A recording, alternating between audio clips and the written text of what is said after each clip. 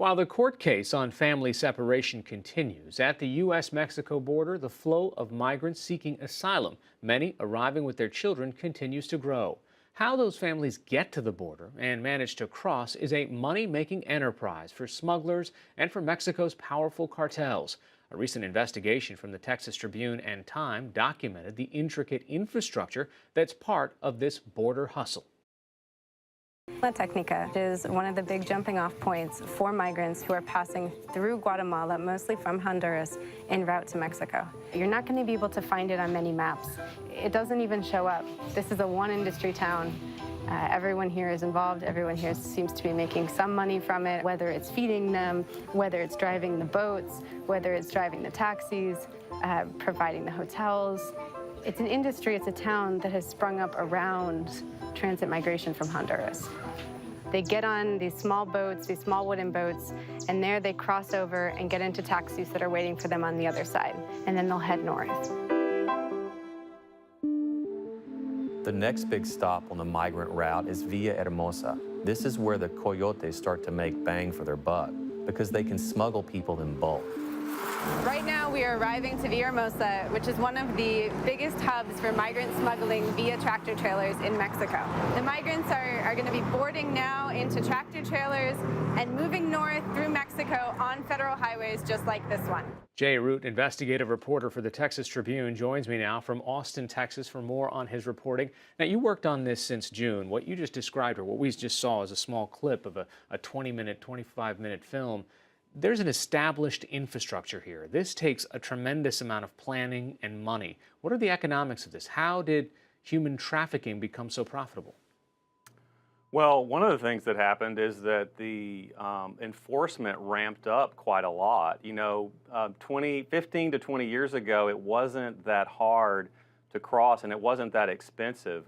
One of the coyotes that I talked to for this film, a guy named Ramon in Reynosa, Tamaulipas, which is a very dangerous city, told me that about 15 years ago, he could pay $50 to cross the river. Now the cartel, the Gulf cartel that controls that section of the U.S. Mexico border charges anywhere between $1,000 to $1,500, and it can go a lot higher than that too. I mean, it's the kidnapping capital. Reynosa is the kidnapping capital of Mexico, and when these migrants come through there and they go into these safe houses, they're pretty much held against their will in the sense that, you know, they have to pay, and if they don't pay, they're going to stay there until they do pay. So is this more profitable than smuggling drugs? Well, look, smuggling drugs is still a profitable industry, but one of the things that's happened is that pot has been legalized in a lot of U.S. states, and pot prices have sunk tremendously. And the Gulf cartel moved a lot of pot, and still does move a fair amount of pot, but they can't make near as much money on that. Ramon also told me that the cocaine is going over different areas, is moving in other areas. Like cocaine still comes across there, meth still comes across there, but they're using some of the lost profits. They're using the movement of people, smuggling people to supplant those lost profits and to boost their profits, and it's quick money. The other thing is that when you get to the U.S. side of the equation and you have people that are trying to evade law enforcement, not asylum seekers turning themselves in, but then they also have that added cost of getting across the border, past the Border Patrol, past the checkpoints north of there. They have to pay a lot of money. And I talked to a guy named Emilio Trejo, who was convicted of human smuggling, and he had been in jail, he had been imprisoned for cocaine trafficking from 2004 for about almost a dozen years, and he said that when he got out of prison, the world had changed. And I said, you know, what are you talking about? And he said, the money's in the people now. And he got he said that the going price is $2,000 a head. He got busted with 25 people in his 18-wheeler, so do the math. You know, that's $50,000 to go to drive from McAllen, Texas to Houston, 7-8 hour drive. That's a lot of money. You do that 10 times, that's $500,000. And so was the sentence for smuggling people lower than the sentence for smuggling drugs? Oh yeah, way lower. Emilio Trejo spent almost a dozen years for cocaine trafficking. He got 30 months, a little more than 2 years for smuggling 25 people. So you've got a situation here where there's greater reward to be had and really lower risk consequence at the end of it. All right, so you follow a family through this process from when they started from Honduras all the way through and what happened to them. And on this side of the border, you say they are really cogs in a different kind of money machine. Correct. One of the things that was really the sort of aha moment for me and the idea for this film began when I interviewed Carlos in Livingston, Texas, north of Houston. And he had been separated from his daughter. That was his primary concern. But one of the problems that I found was that he was talking about how much he had to pay for phone rates to call his family, to try to call his sister who was in California. And I was like, I started looking into that. I was like, wow, I mean, who knew landlines could be so profitable, right? I mean, the private prison industry is one place where landlines can be extremely profitable.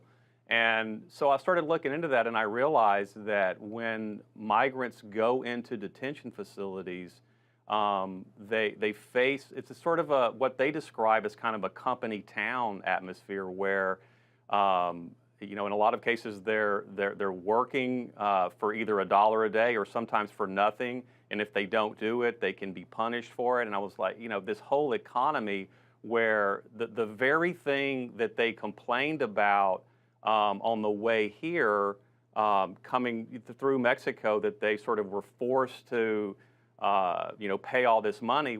This same sort of dynamic existed within the detention industry. Now, the private prison companies say there's no comparison, but the plaintiffs' lawyers are pointing out in these lawsuits that are suing Geo and CoreCivic, which are these private prison companies, are saying that they're in violation of the Traffic Victims Protection Act, which is the same act that prosecutors use to go after trafficking, human trafficking networks. And so there is sort of that they are making that tie.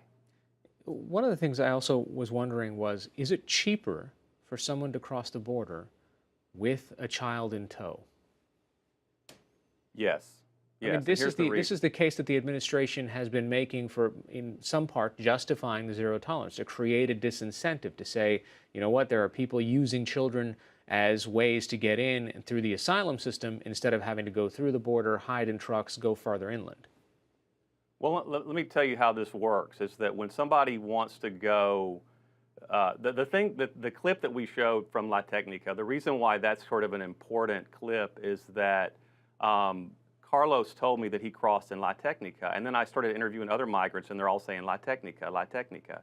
And then I find out that they're all coming through there, and it's like, oh, well, I was down in La Technica at a time when, and you can't find it on a map. I mean, it's just this tiny village that's across from a touristy town in Mexico. And so what I discovered was we talk a lot about these caravans, but most people are coming in the company of a smuggler. And the way this works is it starts in their village somewhere in Central America, and they typically go to the coyote in town, and there's a package deal. It's like a travel agent. There's typically 3 levels here.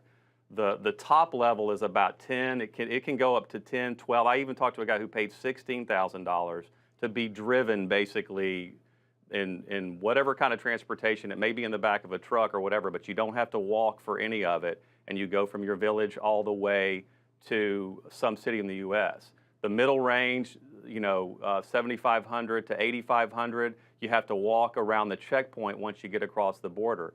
But the bargain basement deal that they tell people to be most successful is if you go with a kid, with your child, they typically expect that you're going to go. That they don't even have to cross the river. They put you in a boat, you go across the river. The smuggler never has to get onto U.S. soil, so to speak. There may be somebody with them on the river, in the river that's on the U.S. side, but they never get out of the water. Mm-hmm. The people get off and they go find a Border Patrol agent. Turn yourselves in to the first person in uniform that you find, and then they'll let you out. And that is the experience of a lot of asylum seekers. Now, whether or not that fits into some political idea or not, that's not what this film is about. This is about the money. But they do tell you it's cheaper, and that was the situation with Carlos. They told him, if you take your kid, it's better, it's cheaper, you'll get in, you'll get out. The problem for him was he came right in the middle of this family separation issue, and it didn't happen at all like he was told. And he is now reunited with his daughter, right? Correct.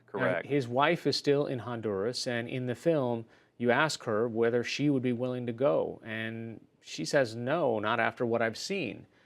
Again, this seems like part of what the administration wanted all summer long. Send out that message that says, hey, you shouldn't want to come here. Whatever dangers there are, it's not going to be a pleasant experience. You might be separated from your children, but stay where you are. Well, I'm not sure what Claudia, the mother, would have said even if there hadn't been this child separation thing. What she said was she was really worried about what could happen to her on the way. And that's been true. It's been hard to get through Mexico. That's why people hire smugglers. That's why people go in caravans, strength in numbers, because going through Mexico without a smuggler is a really good way to get physically harmed and shaken down for every penny you have. That is the whole reason why people are, particularly when you're talking about the asylum seekers, because they're not availing themselves of smuggling services past the border, past the U.S. Mexico border. It's only to get through Mexico. That's what a lot of people, I think, don't understand, is that, and when you go into these shelters, those are the people that typically aren't hiring a smuggler, at least on the front end. And when you go into these shelters and you talk to people, the shelters along the way, sort of people who are trying to freelance it, they almost all say, I got robbed, I got physically assaulted. A lot of women get sexually assaulted. It's really, really a difficult thing to get through Mexico. Is there any abatement? I mean, is there any decrease in not just the traffic, but the infrastructure? You're almost describing a pretty established pathway here. Yeah, and it's remarkable how similar all these prices are from the coyotes too. Like, it's typically $6,000 to $7,000 for an asylum seeker with a kid. And you can seek asylum without a kid. The problem is that you're probably not going to get. You're going to get detained, and you're going to stay detained until you either prove you have an asylum case or credible fear and can, or you're going to get deported. So that's pretty much the experience of single adults. But then there's also and when what you see happening is what I hear smugglers telling me is the prices are going up. I talked to a guy who paid $16,000 from Nicaragua to Austin, Texas, and he described the entire thing. When he got across the river from Guatemala into Mexico, his smuggler met him on the riverbank basically and said, I got good news and bad news. The good news is we're going to get you a visa, a Mexican humanitarian visa that's authentic with your name on it, but it's going to cost you an extra $4,000. So he was able to travel through Mexico and not be harassed by Mexican authorities, not fear getting deported, but it cost him a lot of money. And then when he got to the U.S. side, he got in the back of one of these tractor trailers and went through the Falfurrias checkpoint, and they stop you for 6 seconds and ask you if you're a U.S. citizen, and on you go. And this hasn't slowed the flow of migrants. I mean, even after last summer, where it was so much in the public eye, you're still seeing volumes that are higher than what we've seen over the years past, right? Right. Well, with family units is off the charts. I mean, in some cases, literally, the chart didn't go high enough to show how many people are seeking asylum and traveling here as members, as family units, members of families. And one of the things that appears to be going on is that people are told now's the time to get out, before the law changes. I think you do see some awareness on the ground of that, particularly among the coyotes, and they use that as for marketing. I mean, these are business people. They and they want to get people into the U.S. and be successful, because that's good for business. I mean, if you find out somebody went with the coyote and they got assaulted or they got ripped off or whatever, then you're not going to want to hire that person.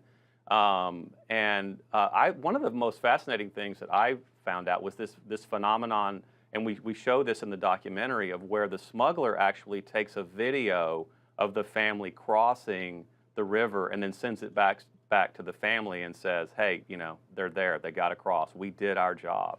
And that's good for business. Jay Root from the Texas Tribune. You can see the reporting under the headline Border Hustle. Thanks so much for joining us. Thank you.